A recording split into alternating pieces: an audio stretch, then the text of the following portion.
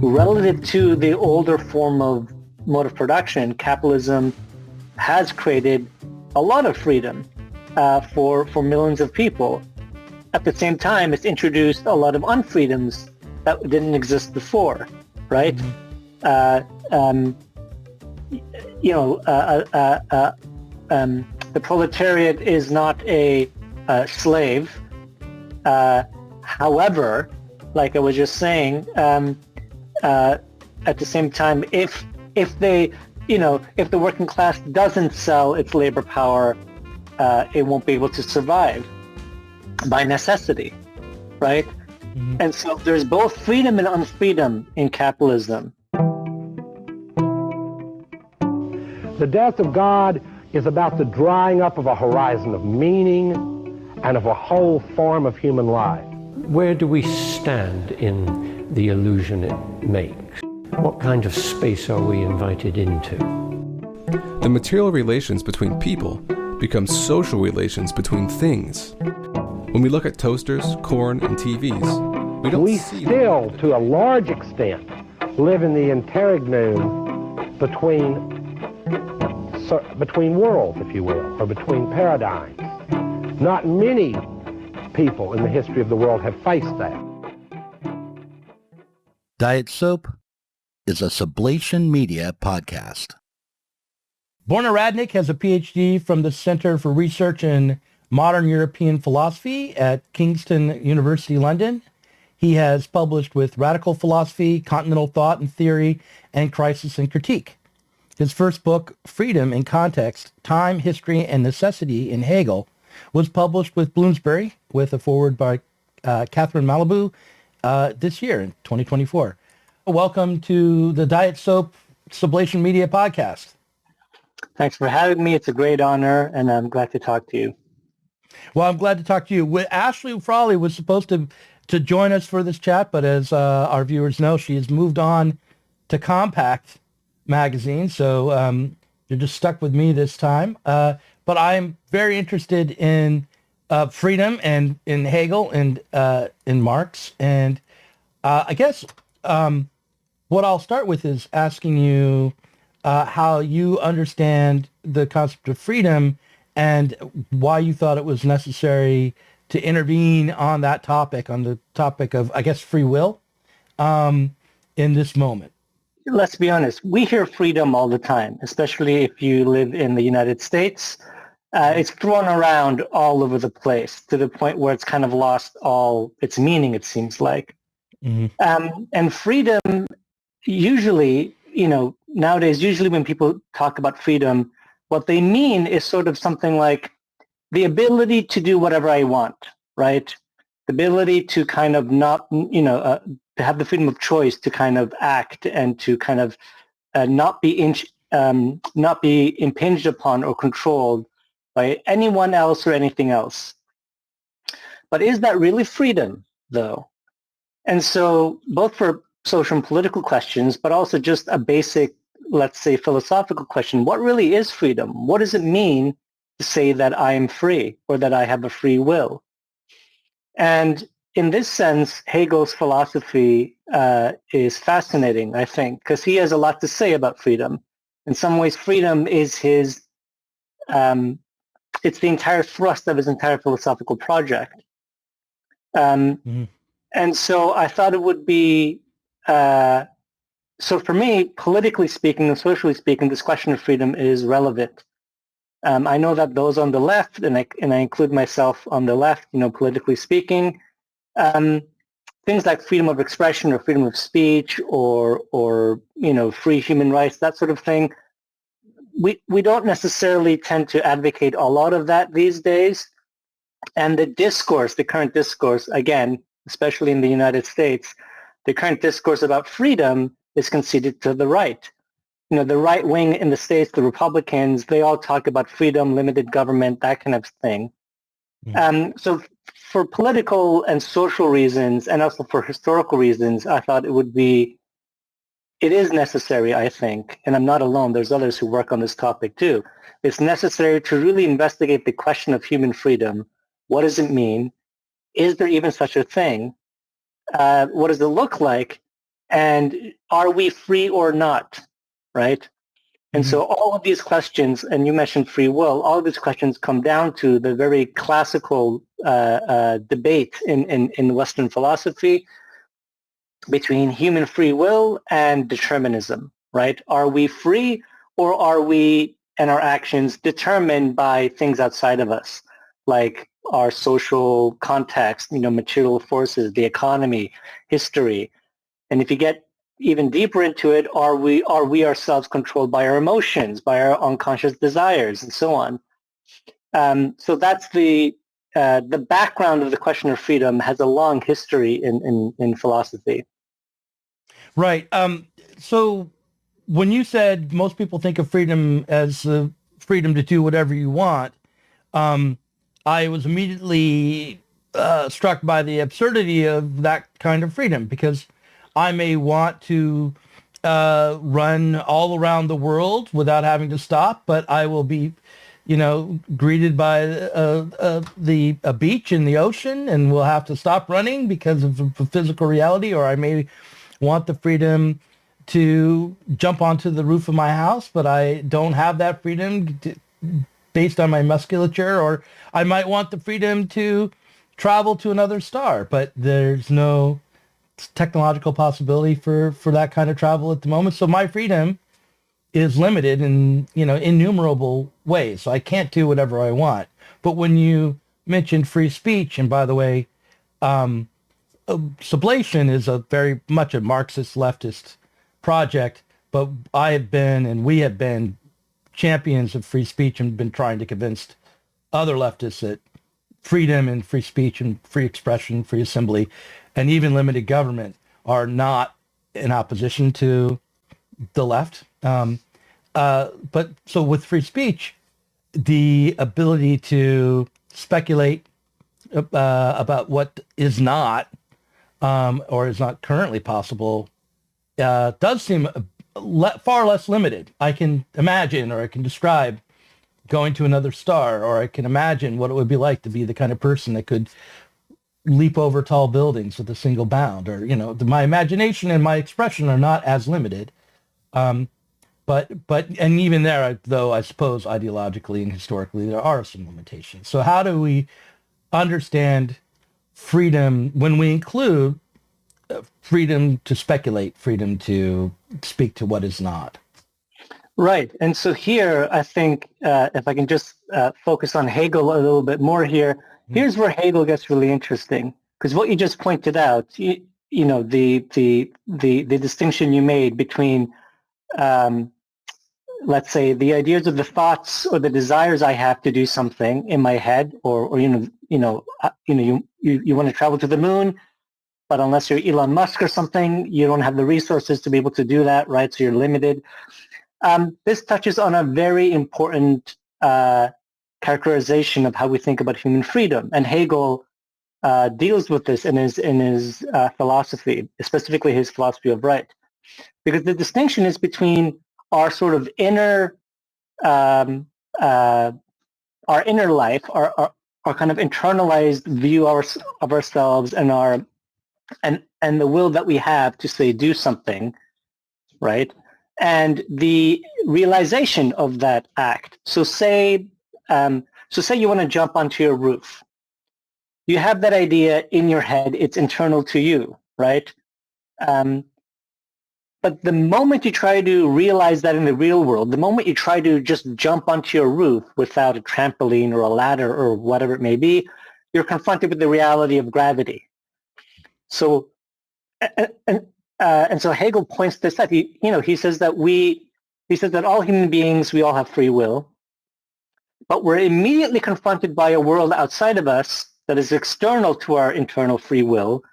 That is what he calls an other. It is something that is different or stands against our free will, and so we are forced to try to, let's say, actualize our action through our free will in the world that we're confronted with. So without a trampoline or without some sort of superhuman ability, we're not able to jump on roofs, right? That's just a limitation on our action. And so immediately when we start talking about freedom and the ability to kind of take action through our free will, we have to negotiate, if you want to think about it that way, with the reality that surrounds us, with other people, with physical and mental limitations, and socially speaking, with the social forces and social relations that we're born into, right? Mm-hmm. I mean, if money wasn't an object, if you could just go and order a spaceship for free from Amazon and fly to the moon, that would be great, right? But capitalism and the market economy and the mode of production and all that stuff impinge upon, and this is something I'll point out in the book, impinge upon our ability to realize our freedom. And Hegel pointed this out. So he highlighted this distinction between our internal free will and the difficulty that everyone is confronted with when we try to realize that inner free will, because we have to, as he says, overcome all the obstacles that we're confronted with, whether it's other people or social and political relations or limited physical and biological limitations.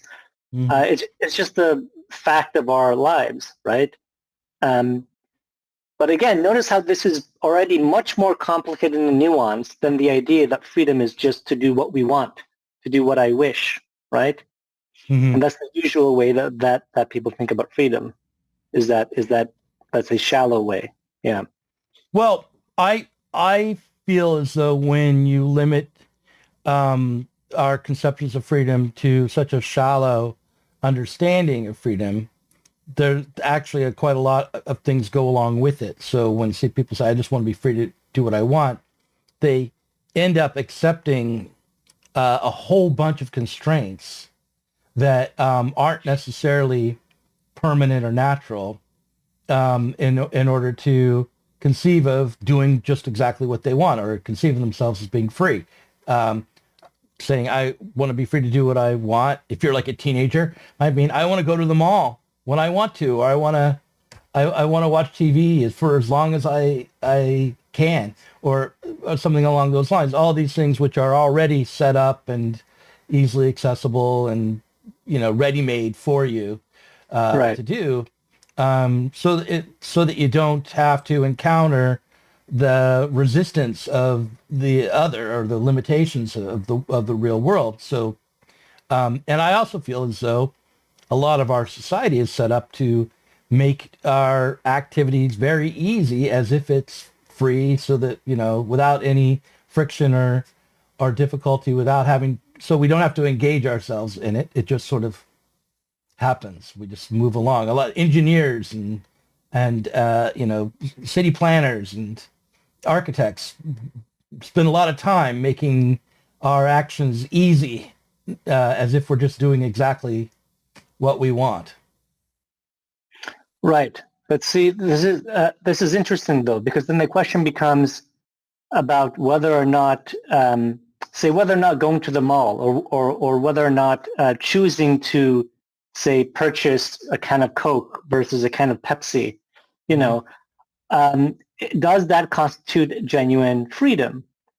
And Hegel says, no, it does not.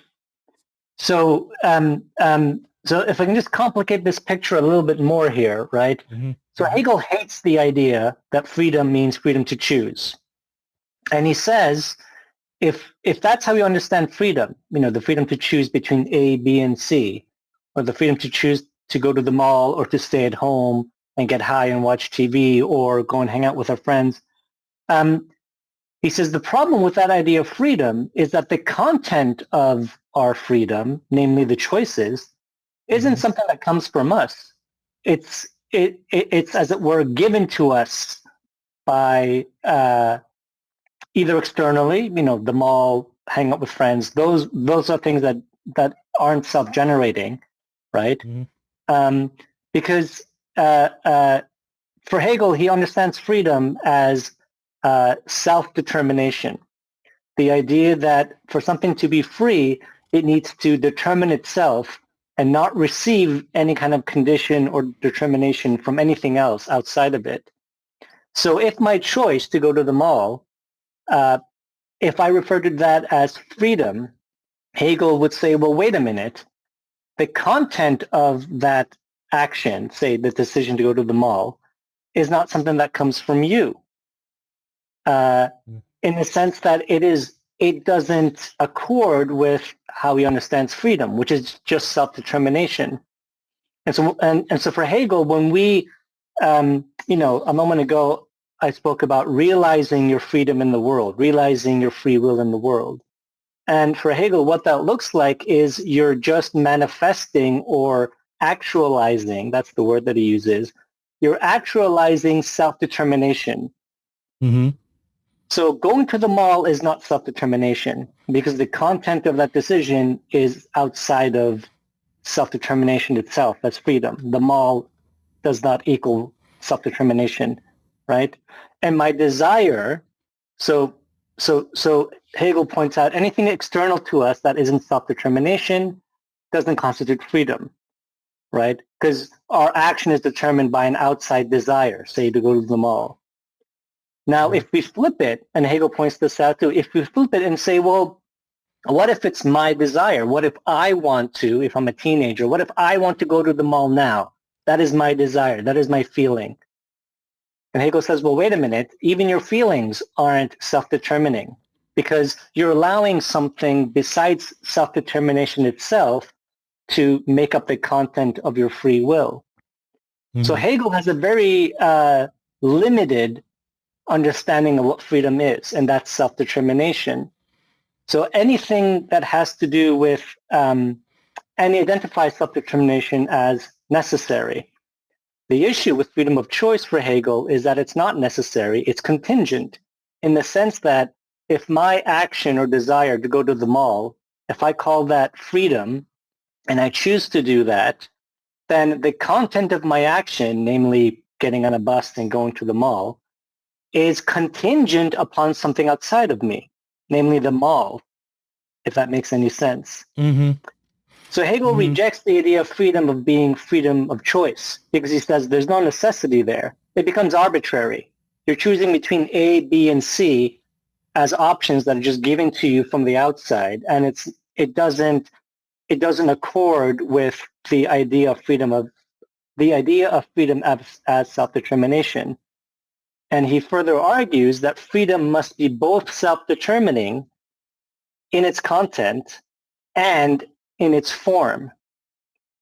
And what he means by that is when you realize your free will in the world, if it's anything but self-determining or self-determination that is being realized in the world, and this takes different shapes throughout history for Hegel, right? Mm-hmm. But if it's anything else, say choosing Coke over Pepsi or choosing to go to the mall, then it's completely arbitrary. There's no necessity whatsoever behind it. So he rejects the idea of freedom as freedom to choose. But the problem is that is how most of us today, ideologically speaking, that is how most of us think about freedom, right? Freedom means freedom to choose to do what you want, right? Mm-hmm. But Hegel says, whoa, there's no freedom there. It's entirely contingent on other things.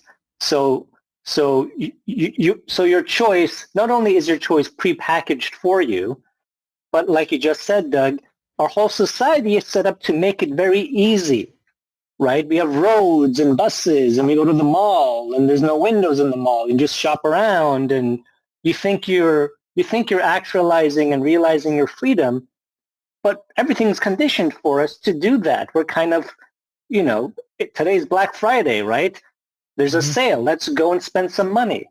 You think you're doing it out of your own free volition, but it's entirely, marketed to us and conditioned in such a way on us that we're not determining our actions. We're not the sole authors of our actions in that respect, because there's so much stuff influencing us. And freedom is very specific for Hegel, and it has to be. I have Zoomer kids. I have 4 kids. My youngest is still at home. He just turned 20, but and he'll show me YouTube videos about philosophy, and they often express what I think are historical problems for this generation. And one of the problems that they're facing a lot. I see videos about, my son imposes these on me, are questioning, like, what is the meaning of life? What kind of values can we have anymore? But it does seem to connect to this question of freedom. And there's one particular video that came to mind when you were talking about this was, there's a guy named Greg, but he calls himself J-Reg just because. And he did a skit where he was talking to his father. He played both roles. And his father was saying, the way to get through life is to choose something you really value and to commit to it and believe it and work on it and perfect yourself through it. Like you would choose a woman to marry, and you would, the choice of the woman is not the important thing. It's the commitment that happens after. You love your wife, you commit to your wife. And J-Reg, when playing the son, is just like, it's arbitrary. You're making the meaning of life arbitrary. It doesn't work. This doesn't work. How can my commitment after the fact make something of value in the world? So what I wonder if you could help J-Reg and me by explaining what it is to be self-determining, and if it is something other than choosing something and then committing to it. Yeah, I mean, that's a good question. One thing to just clarify, and this is sort of what Hegel talks about in his lectures on the philosophy of world history, right? He says, look, human beings, we most of our actions is, he says, determined by our passions, by our emotions, by our desires, right? By our wants and needs. So Hegel is not discounting the fact that human beings, for the most part in our lives, we do what that video points out. We do kind of act through our desires all the time. You do it, I do it. I agreed to come on this podcast, and that was something that I chose to do, right? So Hegel points out that, look, most human beings act through passions, emotions, desires, and so on. And there's nothing necessarily wrong with that. It's just how people are. At the same time, freedom as self-determining or self-determination is something very specific, according to Hegel. And it doesn't equate to, like we were just saying, it doesn't amount to choosing to, say, marry someone. Now, love is interesting because, as Zizek and others have sort of, and Zizek and Badiou kind of point this out about the act of falling in love. I mean, some people would say, look, I have no choice but to love you, right? I'm so in love with you that in a sense, by necessity, I have to love you, right? So, yeah. so as Zizek sort of says, and this is kind of true, I think that we don't get an active say in who and how we fall in love, right? We just sort of find ourselves completely enamored with another human being for whatever reason or whatever series of reasons, and we try to make sense of it. But it's not, as it were, in our control. Now the choice to commit to a partner and to commit to your spouse and so on, okay, that comes later, right? But the initial act of falling in love, I would say that's not arbitrary. That in some sense happens by necessity, because it is in a sense out of your control. And that's why, as Zizek likes to say all the time, there's something quite violent about love, right? You sort of suddenly your entire world gets upended because you ran into someone down the street and you looked into their eyes and there was a flash of, there was a spark or whatever you want to call it. But the thing about choice and the thing about choosing to say, or choosing to have values in life, or choosing to, for lack of a better word, create meaning in your life, that's all well and good. There's nothing wrong about that. But whether or not that amounts to actual freedom is something that I think Hegel would take issue with. Because again, just to repeat this point, for him, freedom just means self-determination. And so not only does he point out, look, human beings, we all have free will, and our free will, through its activity, actualizes self-determination as freedom in the world. But he also says all of human history is a process of freedom becoming more and more actual in the world. So Hegel has, and this is where things get really complicated. So he focuses both on the human individual and the human individual's role in the larger, what he calls world spirits movement through history. And he gives it a world historical process, Hegel. He gives freedom a world historical process.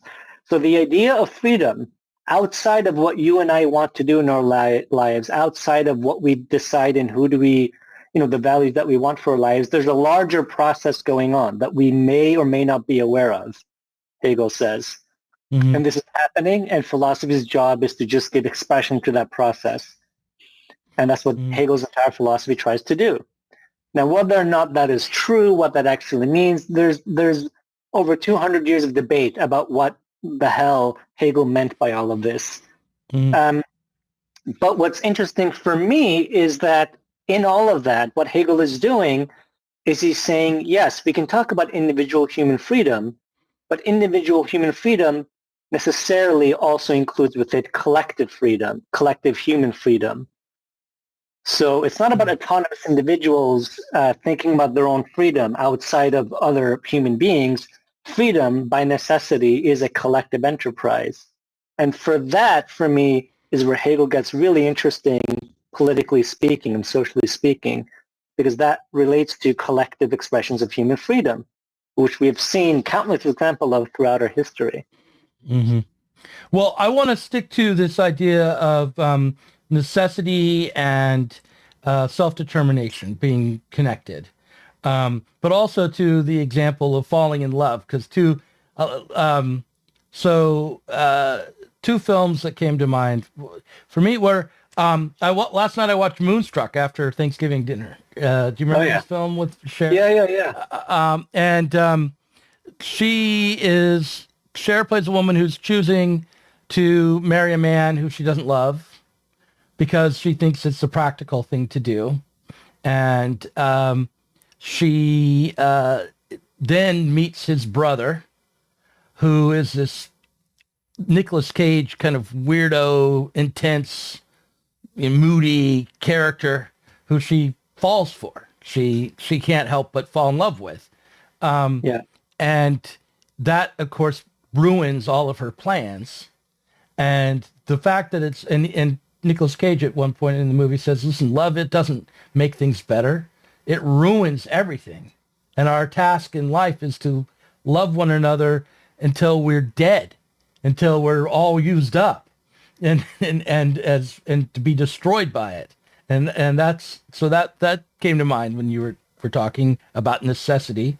But he said that, and it was a liberating thing for him to say. It broke her out of her commitment to the practical necessity of marrying kind of foolish mama's boy that she was originally interested in. And then there's the other film that comes to mind is A Room with a View, which is another romantic story about a woman who's kind of almost going to be in an arranged marriage, but meets a man and falls in love with him and has to struggles to break free of convention and her own sense of morality in order to accept that her whole life has been disrupted by this love. But it comes at a time where the class society is it's changing. It's set at a time where the old aristocracy is falling away, and the bourgeois rules and life are taking hold,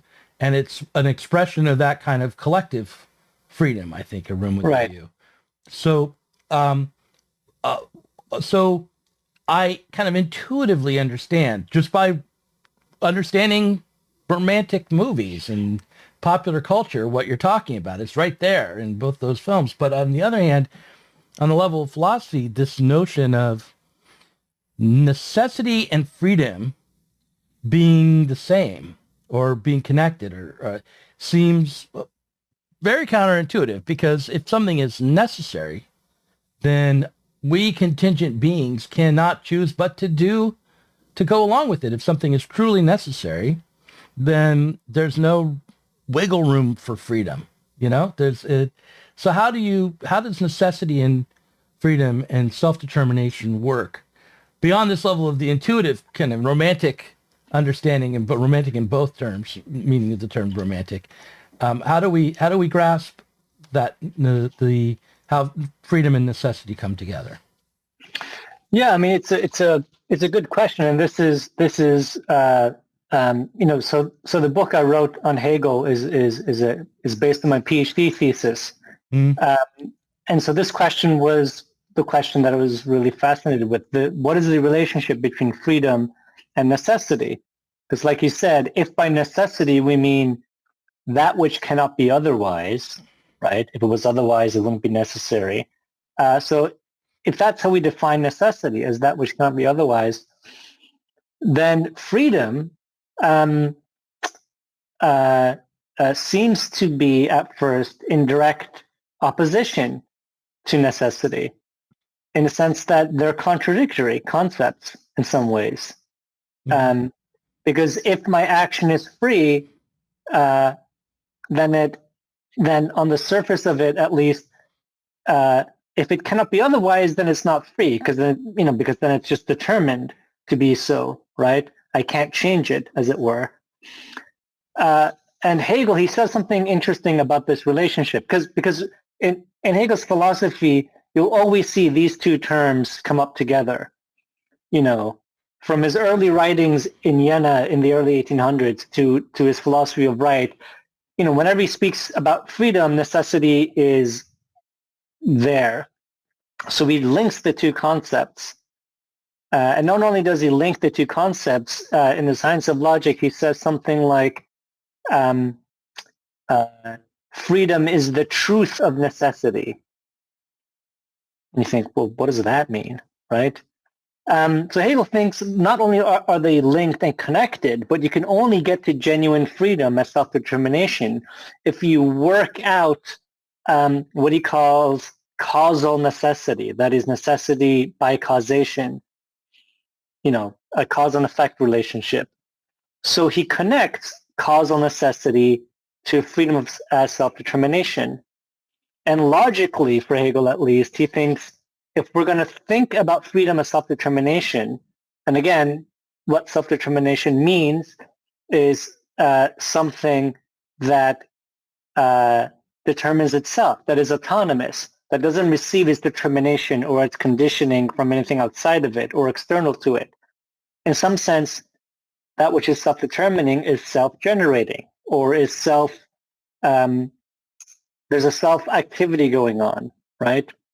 So, for example, free will comes from us. It is our free will. And in that sense, it is self-generating, right? It wouldn't make any sense for us to talk about our free will as being given to us by someone else or something else. Then it's not our own. It's not our free will. So self-determination really is about that self-perpetuating or self-actualizing process. And and Hegel explains that is the case by its own necessity. So what he means by that is that if self-determination, if freedom as self-determination wasn't necessary through its own activity, through its own process, then it would be contingent. It would be entirely arbitrary, right? But then we get back to the idea of freedom as freedom to choose, where if we're choosing between A, B, and C, if we're choosing between Coca-Cola, Pepsi, and Mountain Dew, and our choice is already given to us by the soda companies, right? Mm-hmm.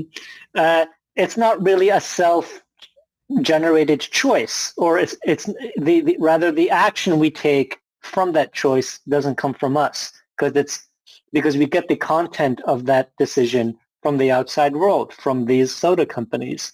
Mm-hmm. So right there, he's linking self-determination and necessity on a conceptual level. And I go into this in the book, and there's a whole chapter about it devoted to this in the logic, a science of logic, and I give my interpretation of that relationship. But Hegel tries to show that if you examine the concept of causality really closely, the relationship between cause and effect, by necessity, but by the own necessity of that concept, you're going to arrive at self-determination.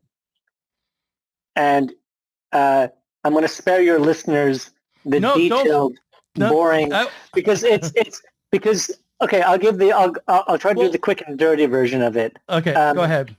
Because so just take any cause and effect relationship, right? Mm-hmm. I have glasses, right?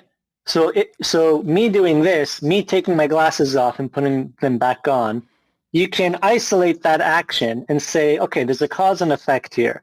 The cause is I grab my glasses, I take them off. The effect is I'm now no longer wearing my glasses, and if I put them back on, vice versa, right? Simple cause and effect relationship. We can use the concept of causality to kind of explain what's going on here.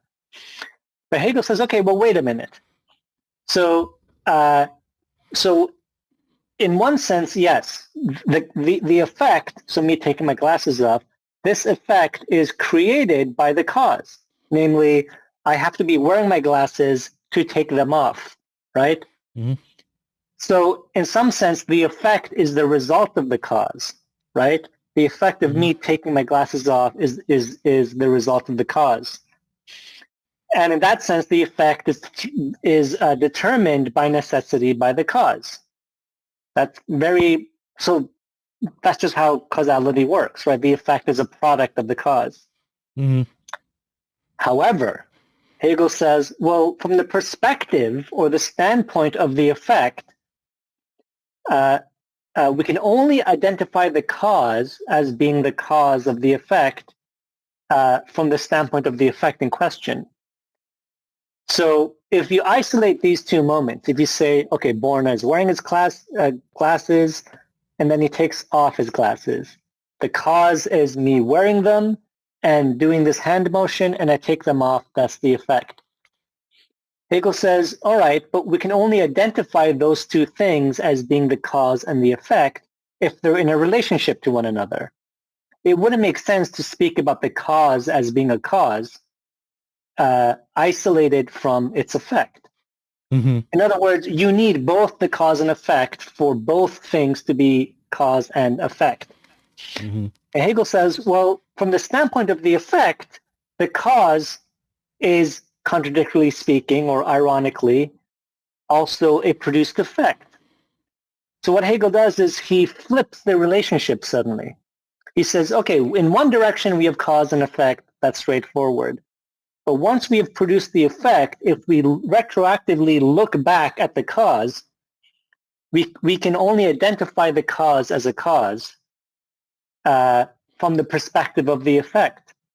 Mm-hmm. And in a sense, he says, there's a mutual reciprocal relationship going on, where if you draw an arrow from cause to effect going this way, that's one direction, that's one determination. But you can also draw the arrow going back from the effect to the cause. And Hegel says, okay, well, we have one arrow going this way and another arrow going this way. The cause determines the effect. The effect is only an effect because of the cause. And the cause is only an effect because of, the cause is only a cause because of the effect. So now we have two arrows, if you see what I mean. Mm-hmm, mm-hmm. And Hegel says, well, what that means is we have a reciprocal determining process, or we have a movement or an activity that is determining itself, right? So out of causality, and I'm paraphrasing this to the utmost, these are so Hegel spends, I think, maybe 4 or 5 pages in the Science of Logic on what he calls reciprocal causality. And he tries to show that this reciprocal relationship between cause and effect, really what's going on underneath all of this is a single movement. Because the minute you try to say, okay, wait, they're two different things, the cause is separate from the effect, they're no longer a cause and effect, right? If you isolate them and divorce the cause from its effect and vice versa, you're just dealing with two isolated things that have no relationship. And so their identity, the identity of the cause as a cause and the identity of the effect as the effect, is only possible, he says, through this reciprocal back and forth relationship. And so he argues, if you really look at this closely, what we're really seeing is a process that is continuously going back and forth. And so if you want to think about the arrows, it's like a loop, right? It's a circle. It becomes a circle. And Hegel says, well, that's what self-determination is. It's something that is the cause of itself that is producing effects. And freedom is just that, is you have a free will and you're using that free will to actualize self-determination in the world. And so not only is Hegel giving a logical argument here, but I have to also point out that his Science of Logic is also a work of metaphysics and a work of ontology. So what that means is not only is this a fun logical experiment or like a logical exercise, for Hegel he thinks this is just the truth of reality as such. And so so any self-determining being or any self-determining thing that exists is going to, by necessity, by its own inner necessity, be a self-generating, self-actualizing process. So that's how he tries to link causal necessity to freedom of self-determination. And so if you want to think about it that way, inside of freedom as a concept, you have this self-determining causal necessary process.